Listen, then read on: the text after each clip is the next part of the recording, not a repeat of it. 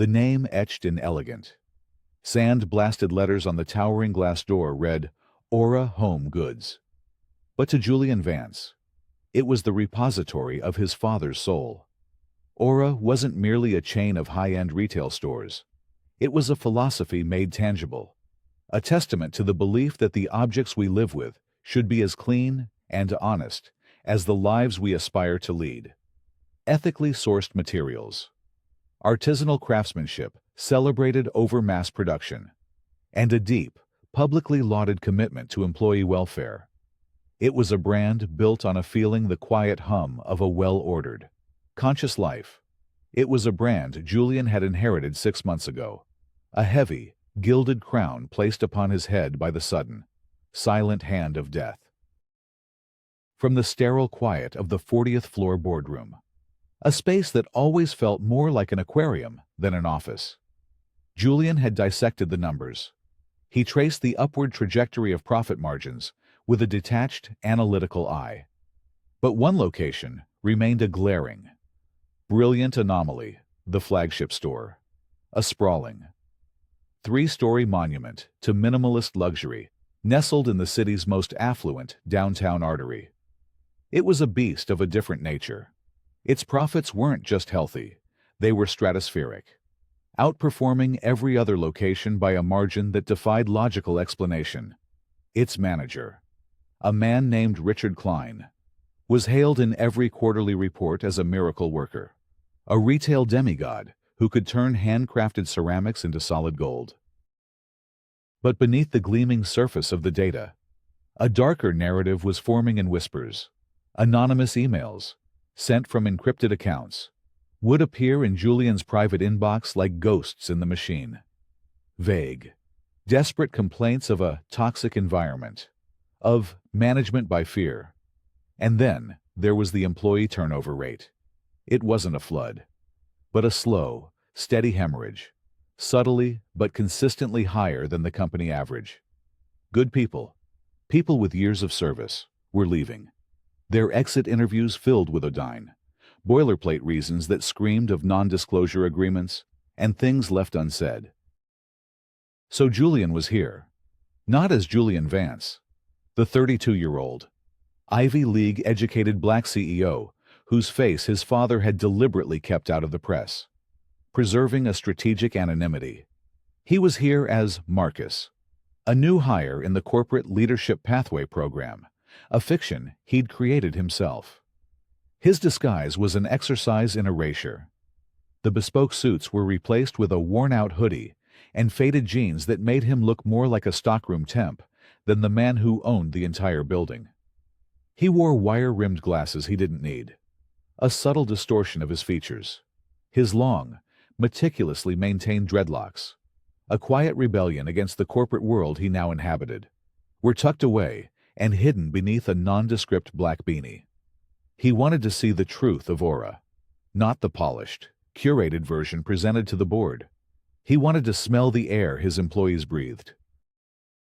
He recalled his father's words, years ago, as they stood in the very first Aura store, a space barely larger than a 2-car garage, fragrant with the scent of raw cedar and linseed oil. David Vance, a man with the calloused hands of a master carpenter and the gentle eyes of a poet, had placed a heavy hand on his then 14-year-old son's shoulder. "You see this, Julian," he had said, his voice a low rumble. "We're not selling things. We're selling a promise. The promise that a home can be a sanctuary. The promise that beauty doesn't have to be born from cruelty.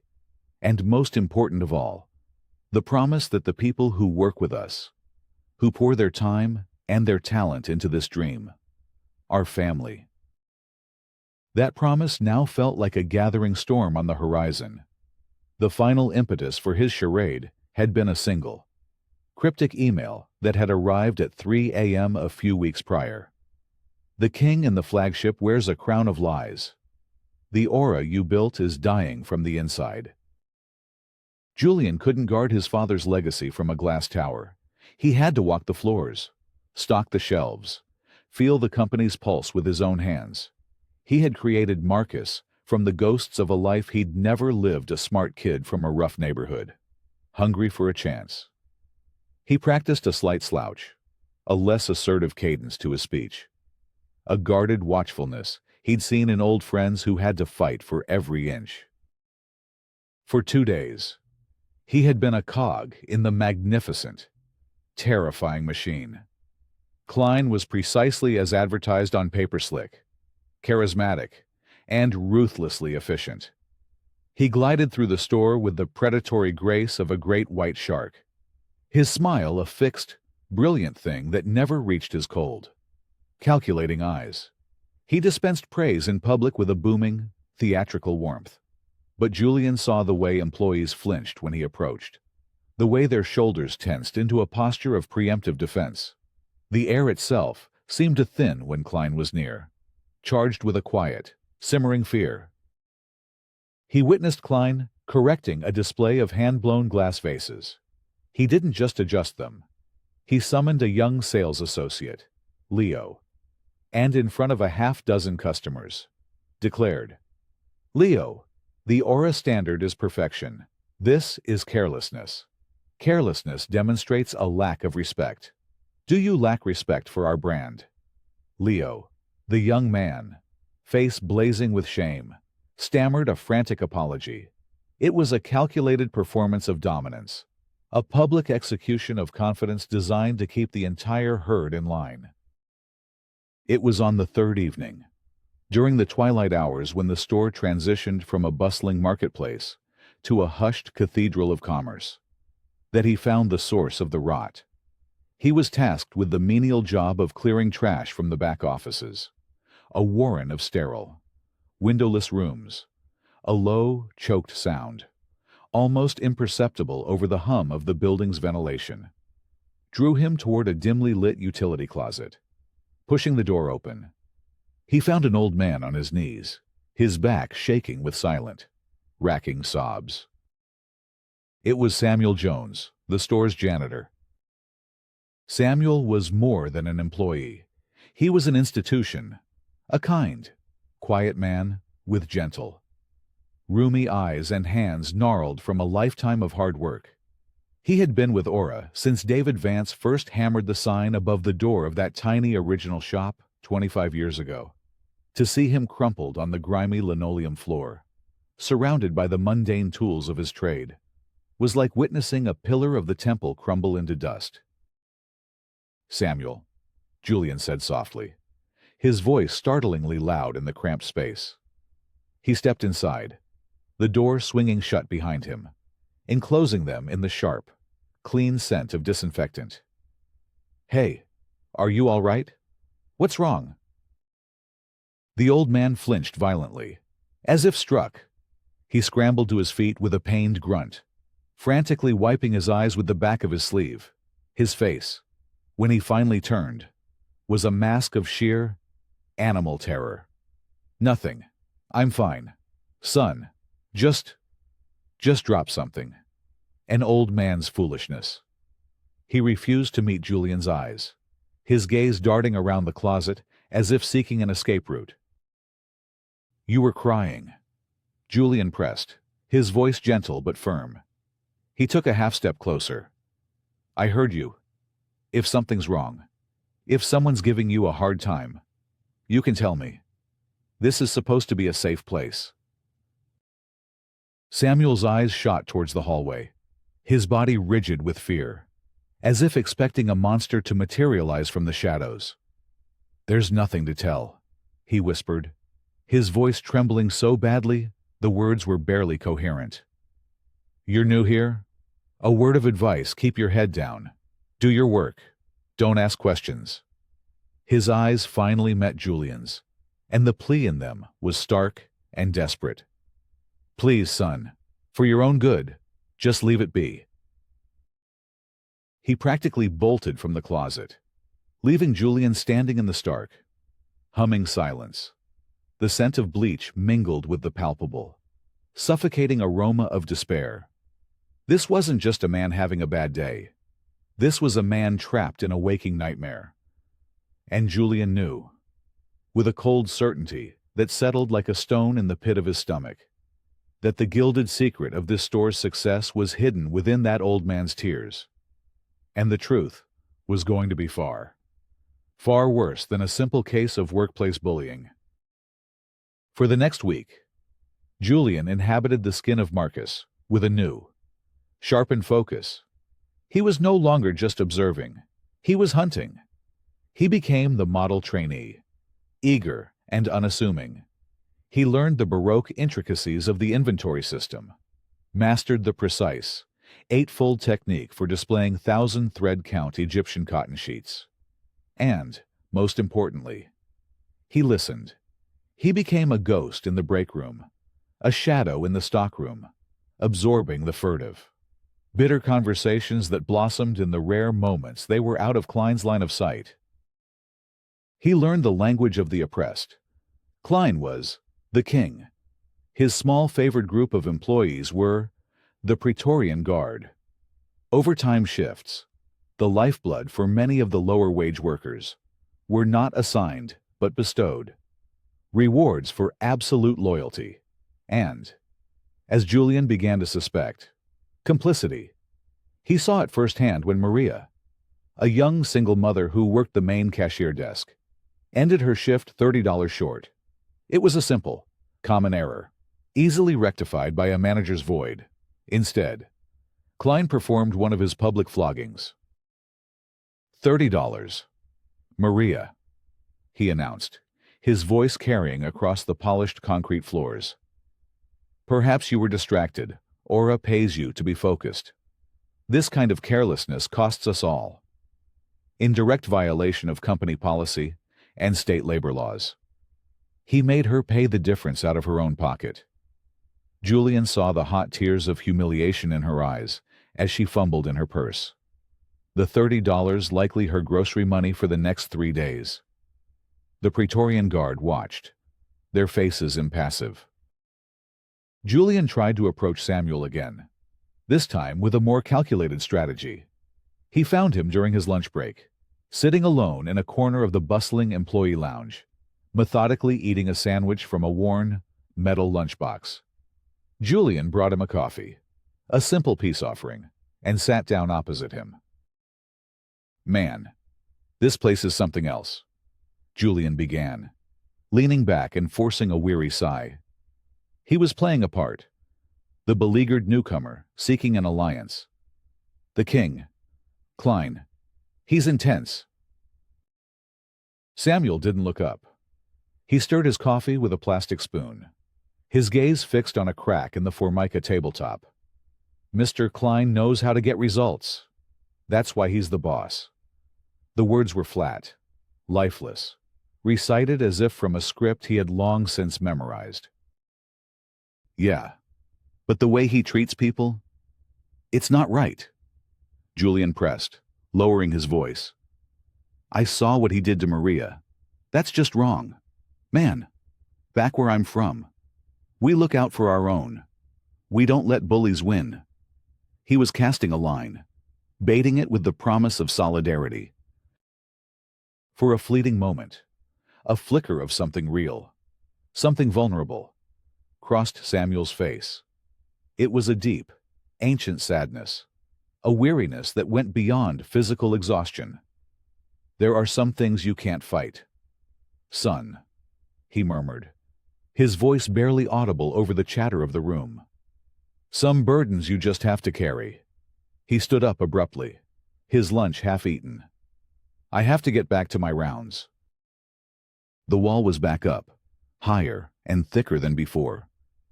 Julian's frustration mounted. He was an emperor in rags, holding all the power in the world, but unable to wield any of it. He felt a growing, impotent rage. The fear Klein had cultivated was like a poison gas, odorless and invisible, choking the very air of the store.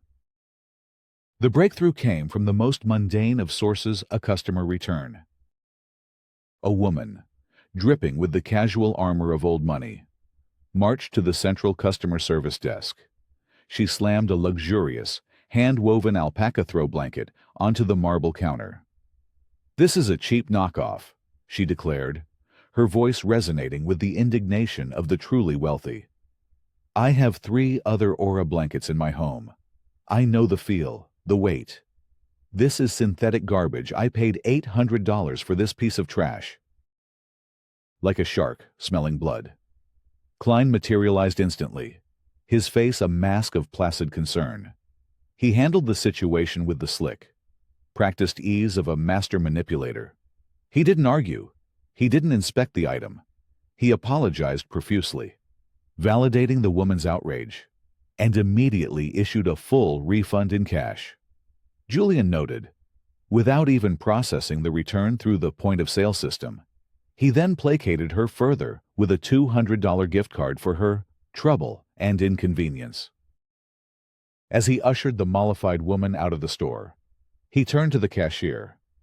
"Defective," he said with a conspiratorial wink. "Toss it in the damages bin." Julian, who was restocking a nearby display of scented candles, watched the entire exchange, a cold knot of suspicion tightening in his stomach.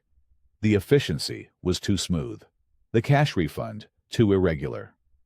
Later that afternoon, driven by a gnawing instinct, he went to the damages bin in the stockroom and retrieved the blanket. He ran the fabric between his fingers. The woman was right. He knew the feel of their premium Peruvian alpaca. His father had flown to the Andes to source it himself.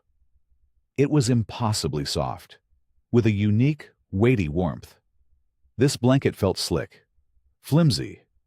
It had a faint, almost imperceptible chemical smell, the telltale signature of mass-produced acrylic. It was a counterfeit, an exceptionally good one, but a fake nonetheless. And suddenly, the disparate, ugly pieces of the puzzle began to slam into place. The stratospheric profits that defied logic, the iron-fisted control and culture of fear, necessary to keep any dissenters silent, the need for a Praetorian guard, rewarded for their complicity, the irregular cash refunds, a way to remove counterfeit items from circulation without a paper trail. Klein wasn't just a tyrant. He was a thief on a grand scale. He was running a massive, sophisticated fraud, systematically swapping out Aura's expensive, ethically sourced products with cheap, convincing imitations and pocketing the colossal difference in cost. The flagship store wasn't a top performer. It was a hollowed-out shell, a criminal enterprise masquerading as a beacon of luxury retail. This was catastrophic. It was a betrayal of everything his father had built. But it still didn't explain the soul-crushing depth of Samuel's despair. Being a witness to a crime was one thing, but the terror in that old man's eyes spoke of something more personal, more sinister. Fear of a bully was one thing. This was the fear of a man whose very soul was being held hostage. Julian now knew what was happening, but he had to understand the final, darkest piece of the puzzle, the why. He realized that to get the full, unvarnished truth, he had to see the operation with his own eyes. He had to venture into the belly of the beast. That night, Julian became a wraith.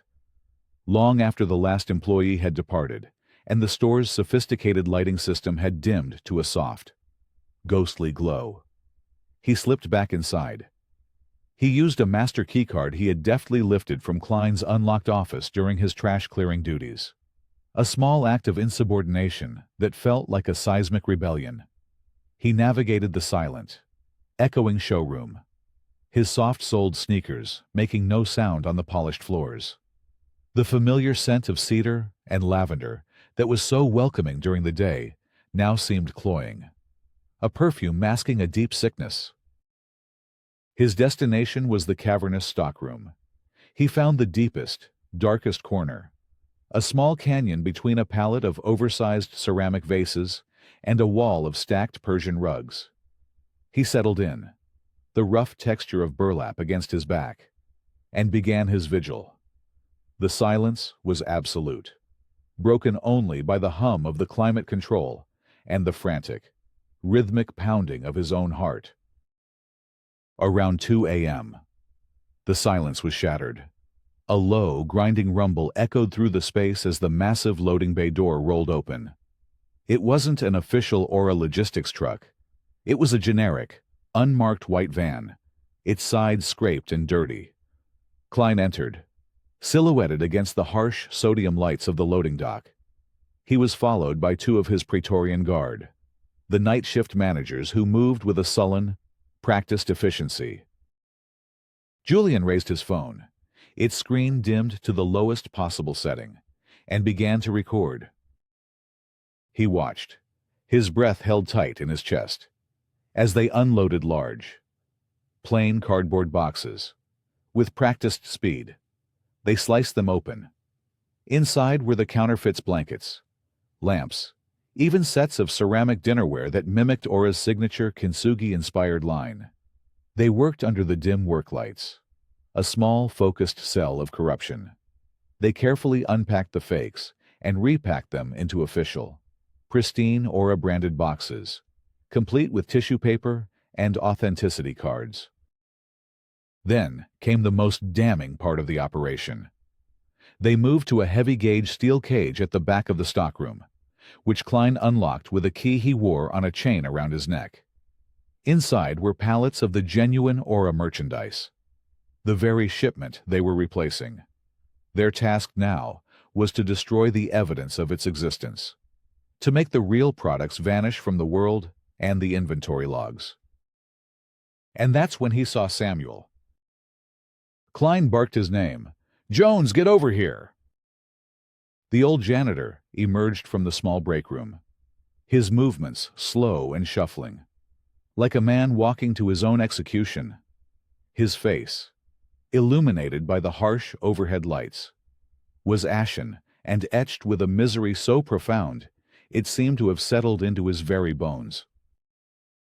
"Time to take out the trash, old man," Klein sneered, kicking one of the now empty, authentic Aura boxes toward Samuel's feet.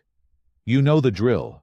Break 'em down, to the compactor, every last one, and make damn sure the receiving logs for this shipment are accidentally damaged by that leaky pipe again." Julian watched, his blood turning to ice in his veins. As Samuel began the grim task, his gnarled hands, the same hands that had helped David Vance assemble the first shelves in this company's history, were now being used to methodically break down the containers that held his friend's dream. He was being forced to dispose of the evidence of the crime, to personally, physically erase the legacy of the company he had served for a quarter of a century.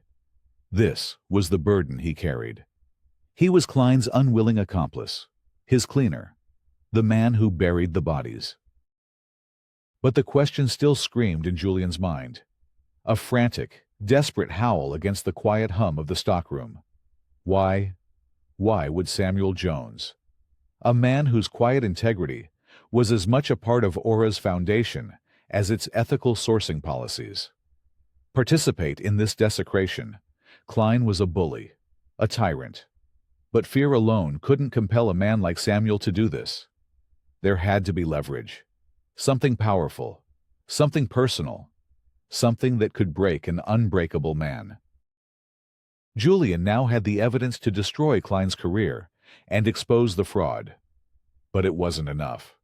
He wouldn't make a move until he understood the final, terrible truth that was crushing the life out of Samuel Jones.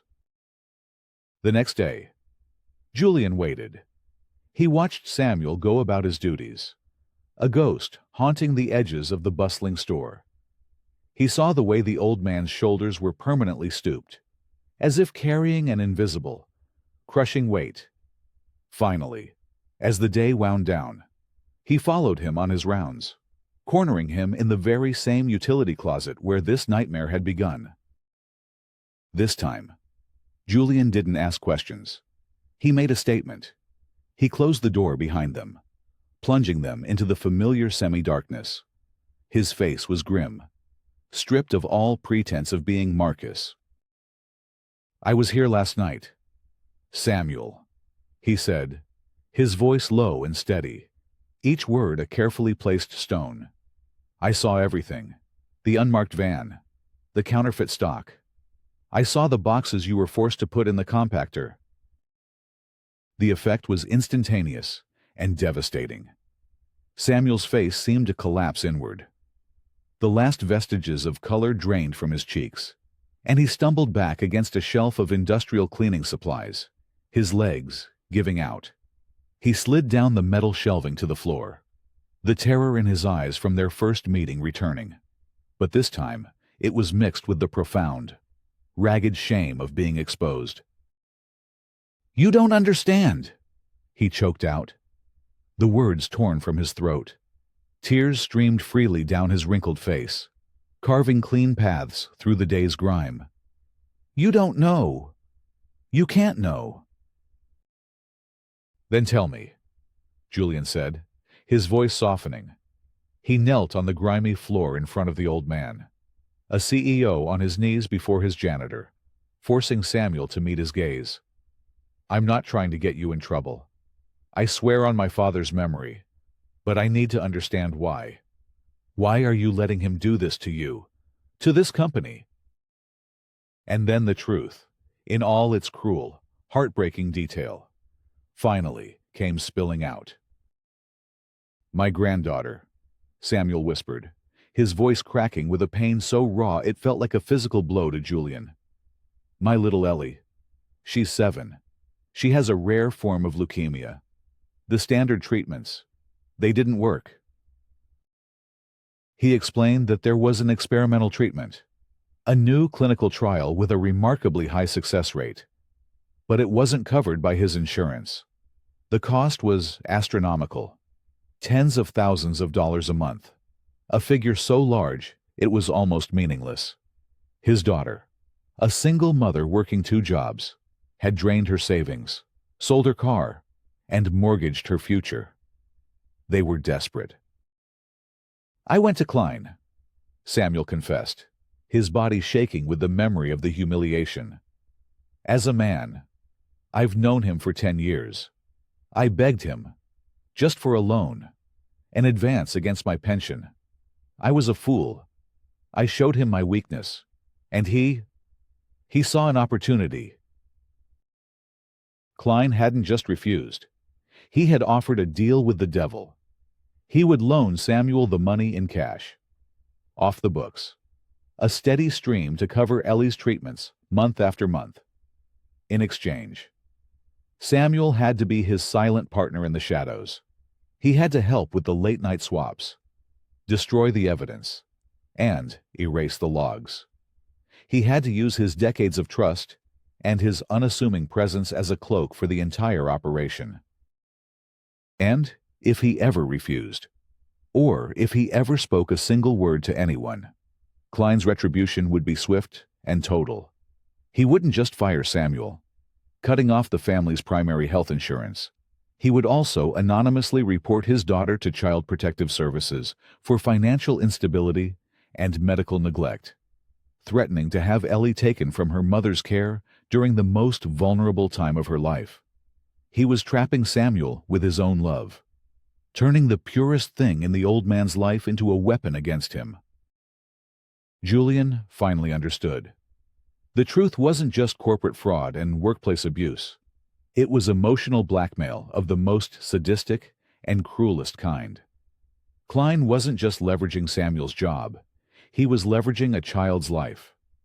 Samuel's tears in this closet hadn't just been for his own compromised integrity, but for the horrifying, impossible choice he was forced to make every single day: his soul, or his granddaughter's survival. A cold, hard rage, the likes of which Julian hadn't felt since the day his father died, settled deep in his chest. It was a clarifying, purifying anger. He now had the full, monstrous picture. His mission was no longer about profit margins or brand integrity. It was about vengeance. It was time for the king to be dethroned. "He's planning a huge swap tonight," Samuel told Julian, his voice, for the first time, holding a fragile thread of defiance. The confession, though agonizing, had also been a release. The burden was now shared. A massive shipment of our new furniture line just came in from Italy. The fakes are already sitting in a warehouse across town. It was the perfect opportunity.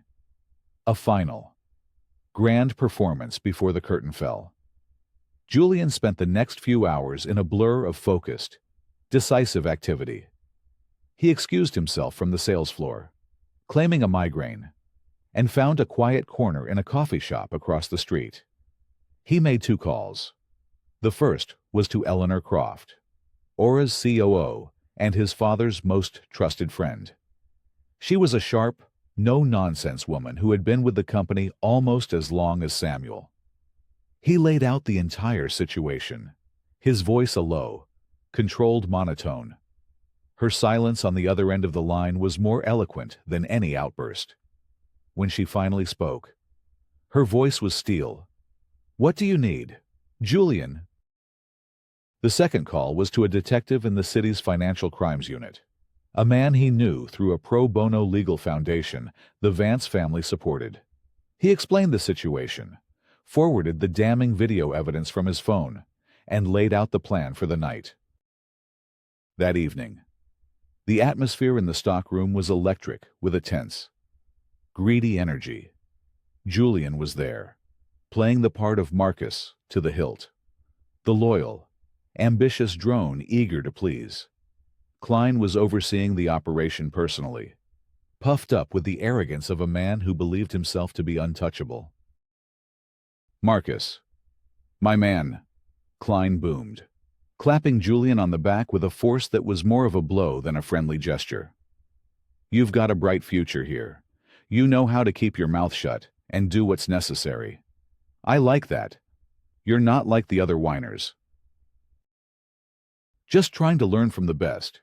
Mr. Klein," Julian said, his voice carefully neutral, his hands busy with a box cutter. Just as they were about to start breaking down the first of the authentic, Italian-made product crates, the loading bay door rumbled open again. But it wasn't a delivery truck. The cavernous space was suddenly, silently flooded with the flashing, strobing red and blue lights of a dozen police cars. Klein's face went white, his confident smirk dissolving into a slack-jawed mask of disbelief. "What the hell is this?" he sputtered, his eyes darting wildly around the room. Detectives and uniformed officers swarmed in, their movements calm and professional. They were followed by Eleanor Croft, her face a mask of cold fury. Klein's Praetorian Guard immediately put their hands in the air, their brief reign of terror ending in a whimper. "Richard Klein," one of the detectives said, his voice calm and authoritative. "You're under arrest for felony fraud, racketeering, and extortion." Klein's panicked eyes scanned the scene, finally landing on Julian. His shock curdled into a venomous, sputtering rage. You little snitch! You set me up? You're fired. You'll never work in this city again." Julian just looked at him, his expression unreadable. He slowly, deliberately, pulled the black beanie from his head, letting his dreadlocks fall around his shoulders. He took off the wire-rimmed glasses and placed them in his pocket. For the first time in weeks, he stood up straight, shedding the subservient posture of Marcus and assuming the quiet, unshakable authority that was his birthright. The transformation was so complete, so sudden, that a hush fell over the entire stockroom. "You can't fire me, Richard," Julian said, his voice not loud, but carrying with an absolute power that resonated through the cavernous space. Klein stared, his brain struggling to process the impossible metamorphosis before him. "Who the hell do you think you are?" Julian met his gaze, his eyes cold and clear. "My name is Julian Vance. My father, David Vance, built this company from nothing. He built it on a foundation of trust and respect. And you," he said, taking a step forward, "have been poisoning his legacy from the inside out. This isn't just a store. Richard, it's my home. and you are no longer welcome here." The look of dawning, abject horror on Richard Klein's face was something Julian would never forget. The arrogant king had just realized he'd spent the last week ordering his own executioner to polish the axe. In the aftermath, Julian addressed the entire store staff in a morning meeting. He revealed his identity and promised a new era of transparency and respect. An era where the company's stated values would be its practiced reality. He assured them their jobs were safe. He then met with Samuel privately in the spacious, sunlit office that had once belonged to Klein. He slid a thick folder across the polished mahogany desk. "The Aura Foundation's board had an emergency meeting this morning," Julian said, his voice gentle. "We are covering all of Ellie's medical costs, all of them, retroactively, and we are making a permanent, 7-figure endowment to the hospital in her name to fund that clinical trial for other children in need. No family should ever have to face what yours did." Samuel looked at him, his old eyes overflowing with a gratitude so profound it needed no words. The stoop in his shoulders seemed to have vanished, replaced by a straightness in his spine Julian had never seen before. "Also," Julian continued, "we have a new opening, Director of Quality Assurance for this entire region. We need someone who knows our products inside and out, someone with unimpeachable integrity, someone whose hands know the difference between true craftsmanship and a cheap imitation. We need someone who can spot a fake a mile away." He leaned forward. "The job is yours, Samuel, if you want it." For the first time since Julian had met him, the old janitor smiled. It was a smile of pure, unburdened light, a sunrise after a long and terrible night. The weight of the world had been lifted from his shoulders, replaced by a dignity that had been stolen but never truly lost. As Julian left the store that evening, he paused on the sidewalk and looked up at the name on the door. Aura. For the first time since his father's death, the name didn't feel like a crushing burden. It felt like a promise again. He felt his father's presence, not as a haunting legacy, but as a quiet, approving warmth on his shoulder. He had walked through the heart of the darkness that had infected his home, and he had dragged it, kicking and screaming, into the light. The truth had been worse than he could ever have imagined. But the healing, he knew, had just begun. The true Aura had been restored.